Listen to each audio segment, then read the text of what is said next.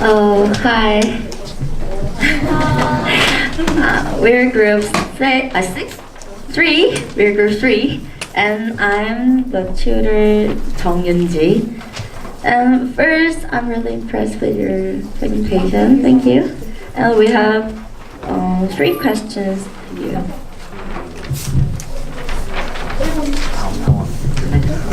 So, why did you come to Korea?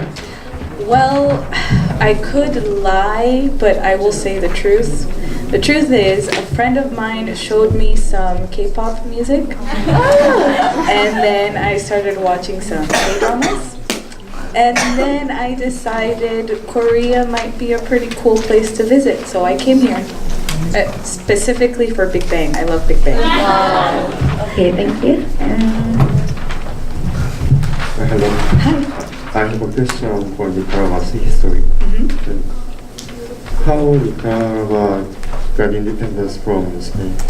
Well, it's a little bit complicated. As you know, Mexico was probably one of the bigger parts of what they call New Spain.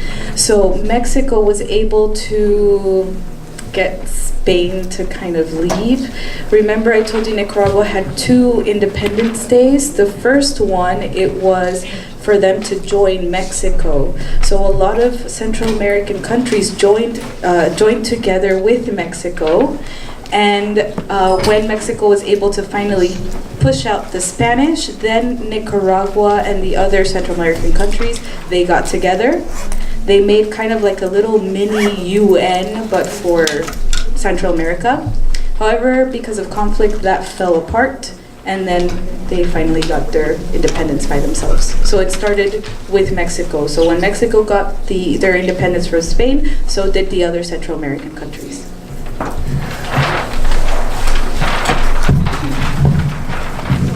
Is there any damage by volcano eruption in Nicaragua?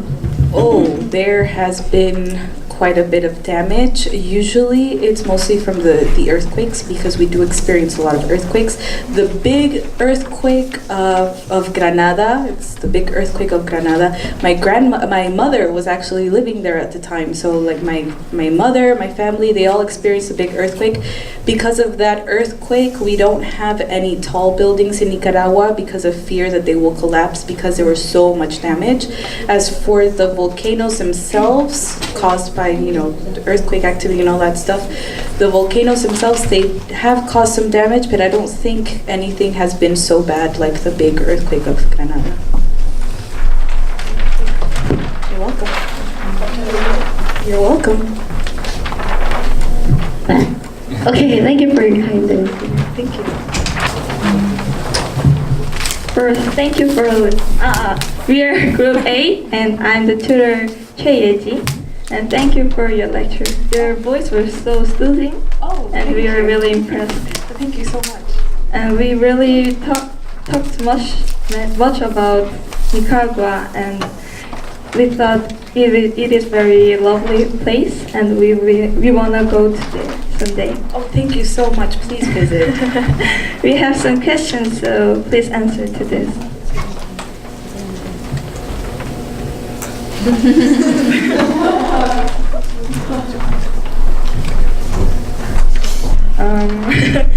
First, can you tell me about the comparative politics?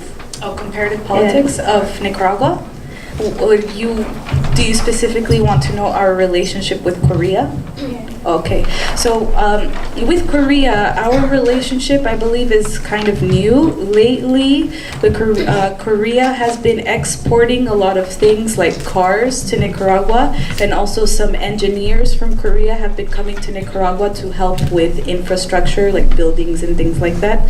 I know that the Korean government, through the Korean embassy, funded, for example, a park, a playground for children in Nicaragua. So the relationship between Nicaragua and Korea is slowly starting to grow. I have even seen, while in Nicaragua, I saw a place that was called Gangnam Style Noraebang, and it was written in Hangul, not in Spanish. There was no Spanish there.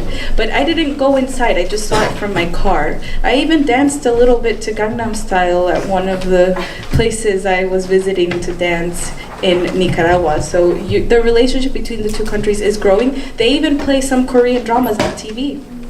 Yeah, that's right. So there are K-pop fans and K-drama fans in Nicaragua as well. Of course.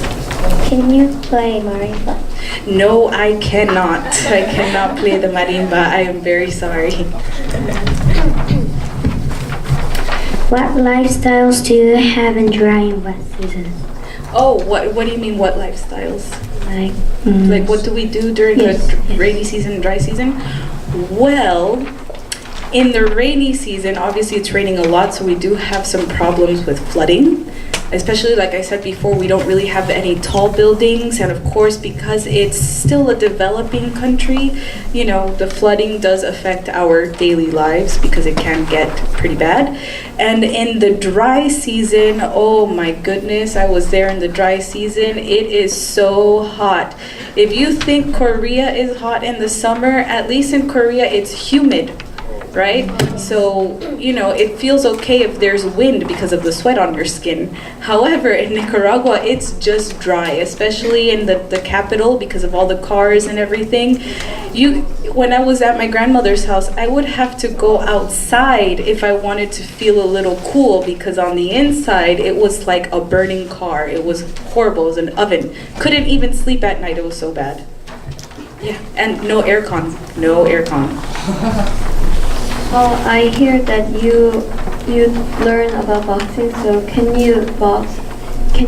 Or are you good at boxing? You know? Well, I learned it a little bit. I would like to say that I do have a skill for it. However, unfortunately, I didn't develop my skills. I had to stop going to the boxing classes. But I do love boxing. It just feels good hitting that punching bag, especially if you have a lot of stress. It feels great. I do hit pretty hard, I've been told. Why is baseball and boxing better? I don't know why exactly they're so popular, but I will say this, in Caribbean countries, so that means Cuba, Puerto Rico, Dominican Republic, and countries that touch the Caribbean from Central America, like Panama, Nicaragua, Costa Rica, baseball is life. It's a huge sport. We all love it. It unites us. I think the Americans brought it over at some point, possibly with their army bases, and so we picked it up and we ran with it, and we have very talented players. We're very good at it. As for boxing, that's another thing. I'm not quite sure. I just know that we have a big talent for that. How baseball and the boxing became popular sports? I think I kind of answered that question. Sorry. Okay. Yeah. Thank you.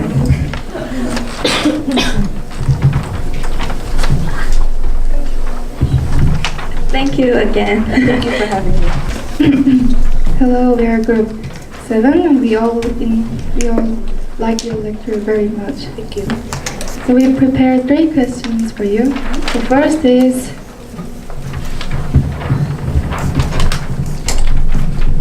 what is your favorite music style of Nicaragua's music? Well, like I said before, all of Latin America, we share the music styles. We all enjoy it very much. I think the common language helps with that.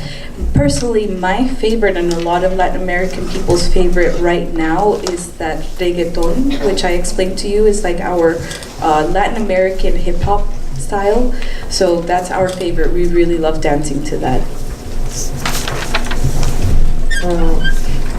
I hear that Nicaragua has many beautiful geography. And what is your favorite geography in the country? I really, really love to see all of the volcanoes. I think, you know, it's kind of similar to like how you see so many mountains in Korea. It's very beautiful, but we have so many volcanoes, and I just think it's amazing to see something so powerful in such a small country.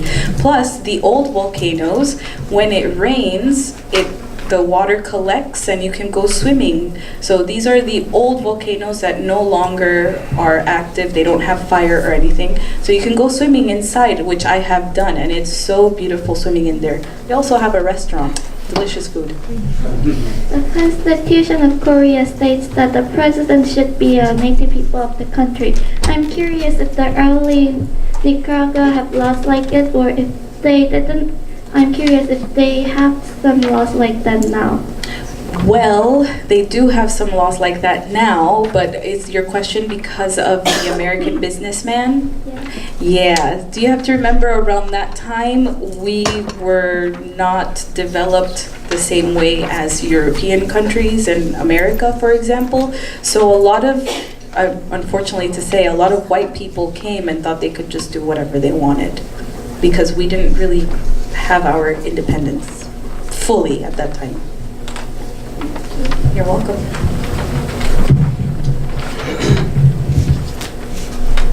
Thank you for your answer and your lovely lecture. Thank you so much.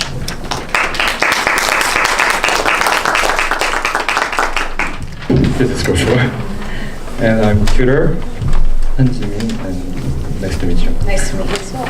So, Nicaragua is, frankly, I didn't know this kind of country in Central America, so it was kind of really educational and for me it was impressive. So, thank you for your lecture. And please tell everybody about it. Of course. Thank you so much. I will, and these are the questions come to me.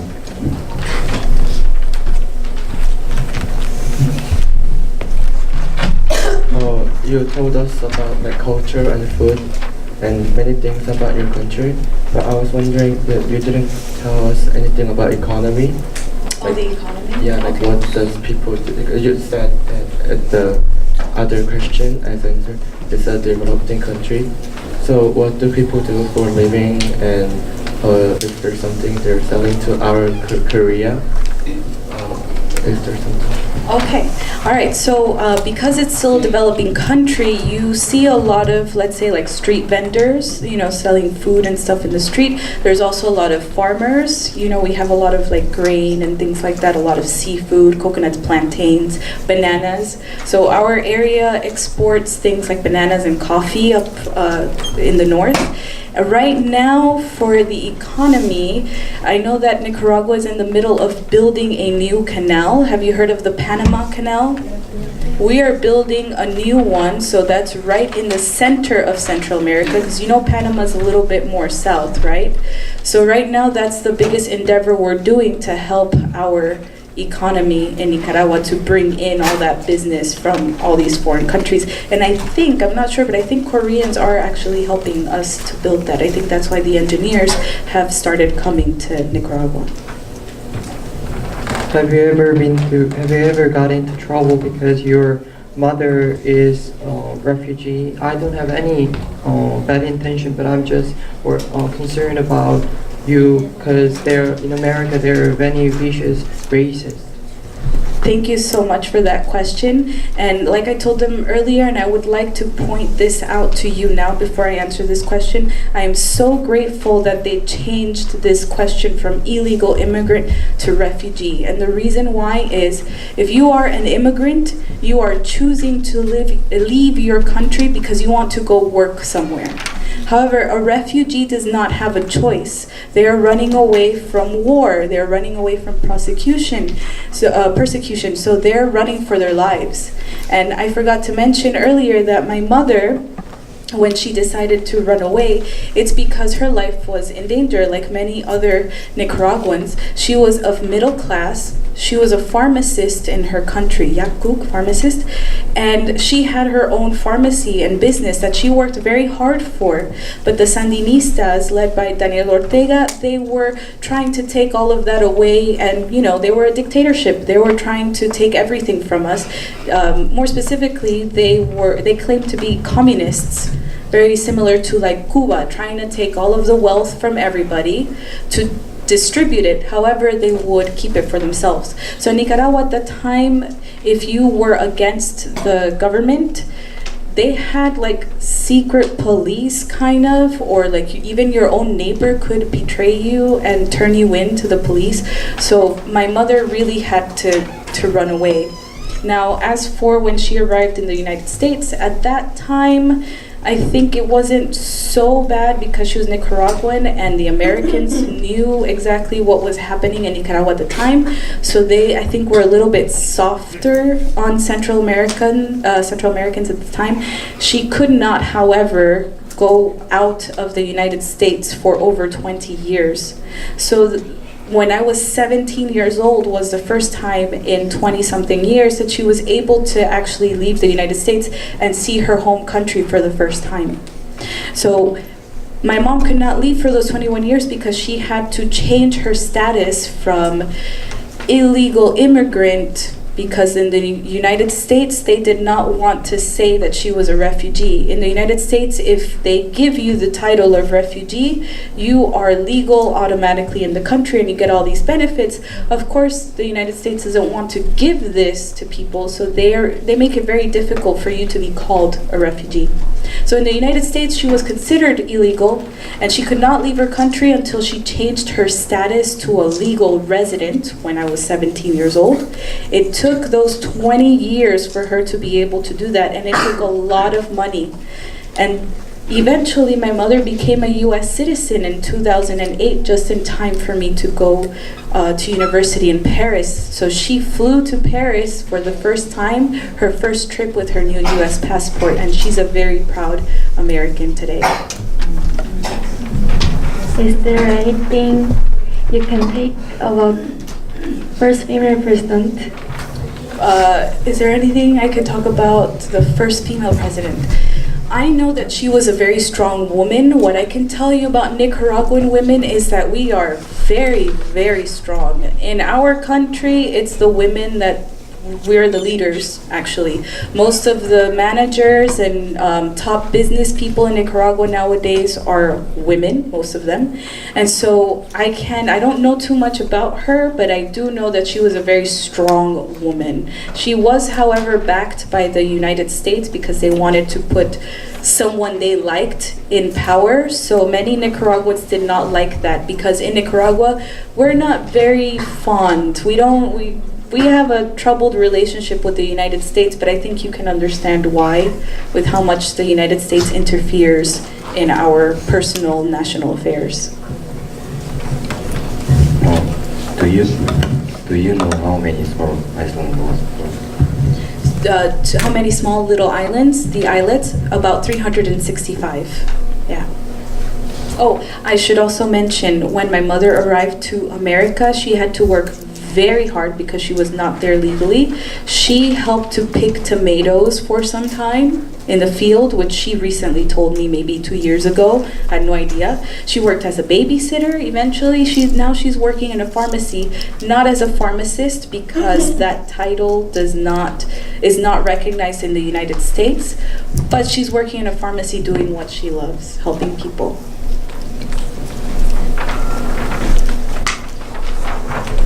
Thank you for your questions. Hello, I'm Peter of the group 6, and actually I didn't know anything about Nicaragua, but your lecture was really meaningful, and I really want to visit Nicaragua later. Please do. Thank you.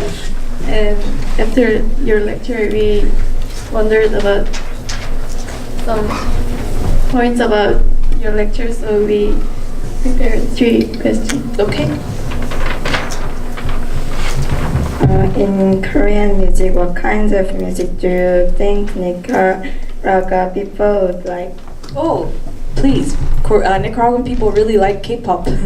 Yeah, not all. Obviously, you know, this whole relationship with K-pop and K-dramas is kind of new, but there are quite a lot of K-pop fans in Nicaragua. However, it's not mainstream. You know, it's not played in all of the bars and clubs yet because it's such a small population that likes the K-pop. However, things like Gangnam Style, you know, that went international, so Nicaraguans really enjoyed that kind of stuff. Like I said, for us, dancing is very important. Unfortunately, K-pop is not something that we can really move and dance to the way that we like to dance. So our favorite music will always be Latin American style music, but we are very accepting of music styles from other countries.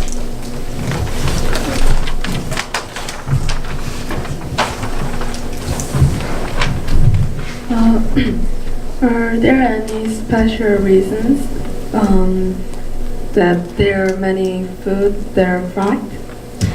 A special reason why there are so many fried foods. I never thought about that. I don't think Nicaraguan people really think about that kind of stuff. We just eat. I really don't know why. That's a really good question. I think I'm going to ask my mother and my grandmother about that question today. I'm so sorry that I can't answer it, but I will say this: we don't think about it. We just eat.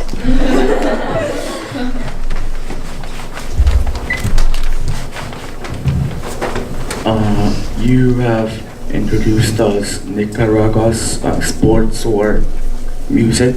Like, what do you think that? What is the most special part of Nicaragua? Oh, what do you mean most special part? Like the place or the culture? Yeah, like The culture? Yes. Okay. The most special part of Nicaraguan culture, that's a really good question. I mean, personally for me, I love the food. But then again, who doesn't love food? I would say maybe, our national pride is kind of a big thing. I was explaining this to someone earlier.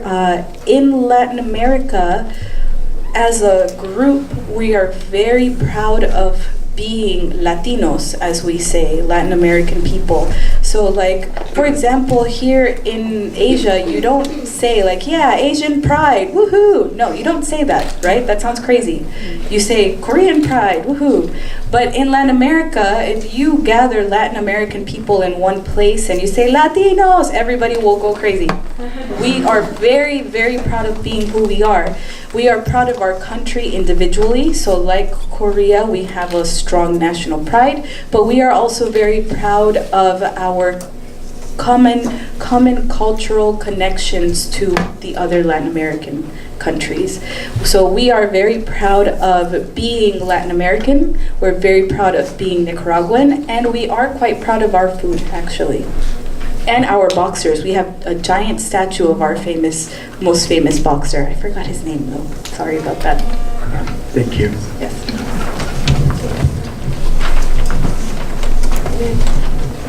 끝났어요. Hello, we're group 2 and I'm the group tutor of this. Yeah. So thank you for your lecture. Everything you taught was really new for me and for us. And we've got 3 questions to ask. Would you recommend an architecture that we must go and see? In Nicaragua, architecture that you must go and see, definitely La Catedral de León, the Cathedral of León. It's very beautiful. And in Granada, just walking around there, all the architecture is absolutely beautiful. There's also a church there in Granada. You can go up to the roof and you can have a beautiful view of everything. So I definitely think La Catedral de León, and just walk around Granada and you'll just see the beautiful architecture. Unfortunately, Managua doesn't really have such nice architecture. It's, it's a big city, it's developing, it's the center of everything, not very beautiful. If you want to see the beautiful things, Granada and León are the best. Are there any good and bad points about the active volcanoes? Well, I would say the bad points, obviously it's all the lava, like if it gets out and destroys everything and everyone. And also another bad point are the earthquakes.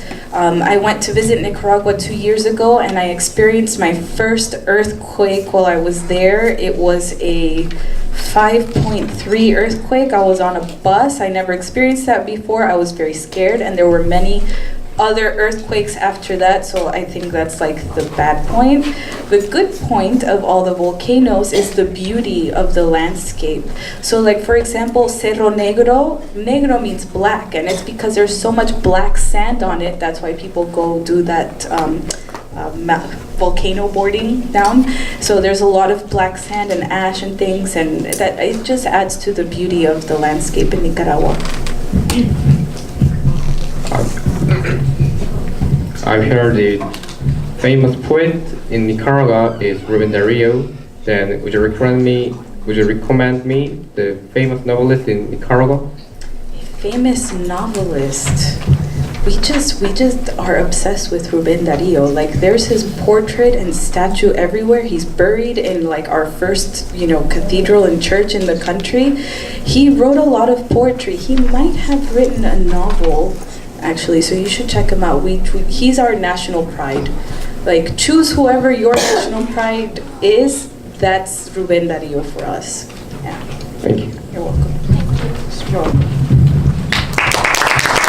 We are group 5 and I'm a tutor, Yeon Jong-jeon. We are 4 members. All of us had a discussion about Nicaragua passionately, so we have 3 questions. By our survey about Nicaragua, most of the streets in Nicaragua are secluded. We want to know its special reason and what they do usually. The streets are secluded, is that what you're saying? I'm sorry, I didn't understand the question. The capital, Managua? What about it?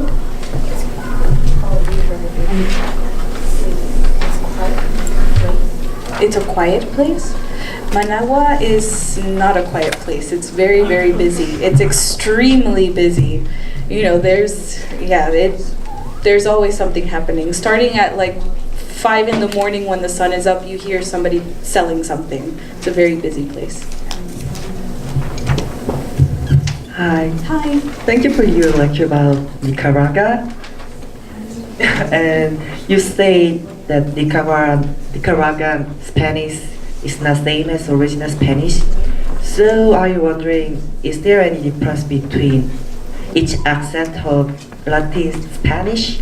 And what is your favorite Big Bang song? Okay. Yeah. For the Big Bang song, it's difficult for me to pick a favorite because I just love them so much. But I will say that I really love Tonight because it's the first song I heard from them, and that's how I fell in love with Top. And I also really love Bang Bang Bang because, man, that song just gets you going. Now, for the question of the accent in Latin America, yes, definitely yes. Each country in Latin America has its own different accent. So Dominican Republic in the Caribbean, for example, we always make the joke that they speak so fast. When do they breathe? When they're talking, it's we can't understand it. Even though we speak the same language, it's difficult because they just speak so fast. Cuban Spanish, again in the Caribbean, is also very difficult to understand because they cut their words a lot. Like similar to Puerto Rico in the Caribbean, the final R at the end of a word is pronounced like an L. So for example, if they want to say the word bailar, the last letter is an R, they say bailar. Okay? Argentina has a very different accent from all of us. So let's see, if I want to say like my name is Astrid, an Argentinian person would say me llamo Astrid. Boludo, ¿cómo estás? Me llamo Astrid. Llamo. But in Nicaragua, in most of Latin American Spanish, we say llamo. So we don't really use that j sound in Spanish. So each country has its own very unique accent. Gracias. Oh, de nada. So, I'm sorry about there's only 5% of Amerindian in Nicaragua. So, is there any heritage they left? Any of their heritage left? I mean, there's still a little bit of their language, but like in most Latin American countries, the languages are dying out because the predominant language is Spanish all over the world. Everybody just knows Spanish. The 3 main languages in the world are English, Spanish, and French. So we are losing the language. I know that they like to live in their own communities away from everyone because unfortunately there is still a lot of discrimination against them, which I don't understand because we're discriminated against for being mestizo, so I don't understand why we're discriminating against the Mosquito people. But, you know, they like to live within their own communities and they still keep their culture alive. And sadly, I wasn't raised there and they don't really live so much in Managua. They tend to live like in the, you know, the rural countryside type areas. So I've never met someone who was Nicoya or Mesquite. Yeah. Thank you. Thank you for your joyful and variable time, giving us joyful and variable time. Thank you. Hi, I'm tutor of group 1. We summarize what you have told us. It looks messy, but we tried our best. Oh no, thank you for your effort.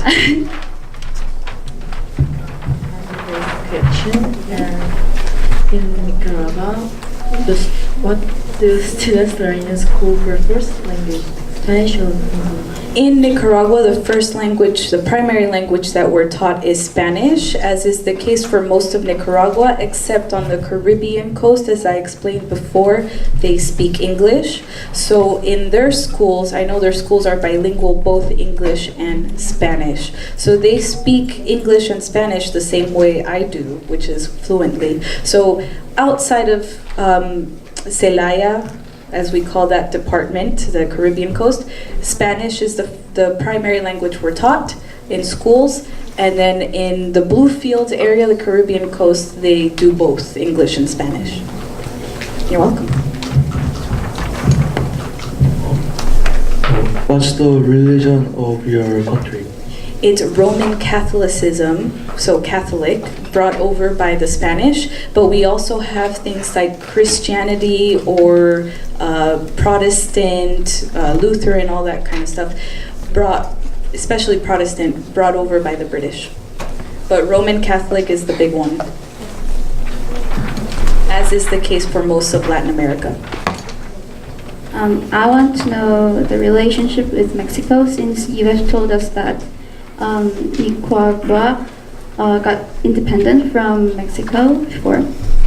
Okay, so the Central American countries allied themselves together with Mexico. So when Mexico was fighting its war of independence and all that stuff, the Central American countries also kind of helped. But it was like we were riding on the back of Mexico to get our independence in the end. Our relationship with Mexico, I'm not quite sure what kind of relationship we have. Other than like some maybe negative things, like with the drugs and drug cartels and things like that. Nicaragua doesn't really have any kind of drug cartels or anything, but we are the passageway through. So we obviously have to work together with the Mexican government and the other Central American governments to try to stop that kind of business, you know, one way or another. Thank you for your answer and also the presentation. Thank you. So, according to my family history, I do have some Maya and Inca blood in me. And then on top of that, more modern, I have Spanish blood, of course, mestizo. I also have African blood. I also have Italian, and there's another one. Italian, Spanish, Italian, Native American, African, and I believe, according to my great-grandfather on my grandmother's side, we also have some British. It's very strange, but sometimes I find a little red hair growing here, so maybe that red hair comes from the British side. So Latin American people, you will find, I believe, the way we look will, I think, at some time be the future for everybody with globalization and everyone coming together. So you can already see it in us, Latin American people. We are so mixed with everything. I even believe that my grandfather might even have some Asian in him, because even his nickname in our hometown was El Chino, the Chinese man. You know, because he had kind of like those Asian kind of looking features. So I believe I also might have some Asian in me. It's a big possibility. So I have all of the world inside of me, and so does most of Latin America. So this is maybe what Korean people will look like maybe 200 years from now. Who knows? All right, so yeah. Really appreciate the long person in yours. So it must be you because in you, inside you, there are all of the race, right? Everything is in me. Everything is in me. Yeah. 자, 감사합니다. 지금 시간까지 함께해 주셔서 마지막으로 우리 단장님 나오셔서 우리 국제협력단에서 잠깐 광고 말씀 해주시고요. 그리고 선생님과 함께 사진 찍고 가시고 싶으신 분들은 남으시면 무대 위에서 찍고 사진도 홈페이지에서 확인하실 수 있습니다. 단장님 나오세요. I must say, I'm kind of sad nobody asked me to dance. There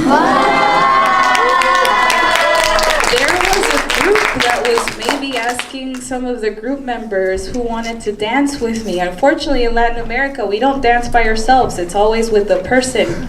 Nobody asked me to dance. I am so disappointed. But I'm very proud of your presentations. This is very meaningful to me as a Latin American person and as a Nicaraguan person. My mother has struggled so much in her life to give me a good life, so I think one way I can pay her back is by making sure the world knows her little country. So like I said at the beginning of the presentation, this is for her. So you would like to dance, right? Now, right now, right here. Yeah, I wouldn't mind, but it has to be with somebody. Somebody has to volunteer. Boy, girl, anyone. Okay. Who wants to do it? Don't be shy. So here. Yeah, why don't you come?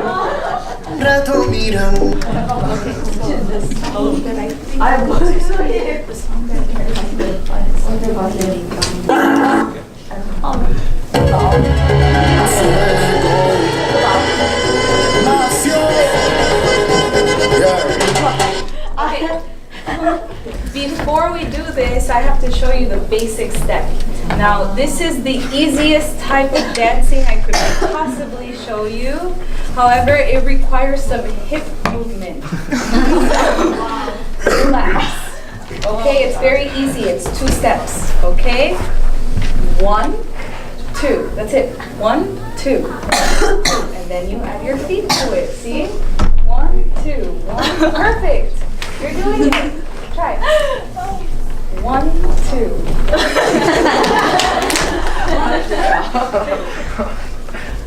Okay, you're having a little bit of trouble. You're too stiff. 1, 2. 1, 2. All right. Yeah. Okay, there, like that. Okay, you're getting it. Yes. All right. So that is what we're going to do. Okay. I have to hold hands with someone, okay?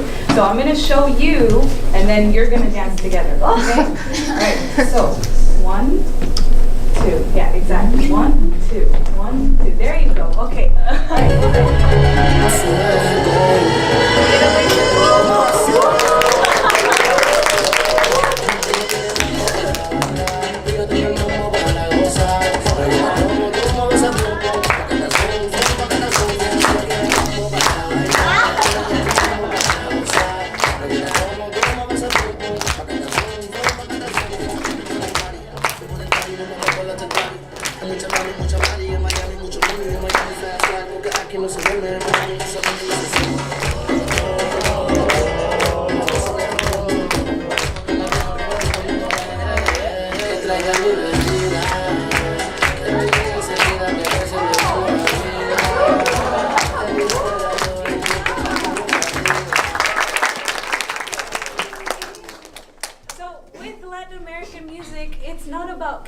the steps, it's about feeling the music inside of you. So we're expressing feelings when we're dancing. We're not counting anything. We're not listening. We're expressing feelings. That is why dancing for us is everything. With food, of course. Food and dancing.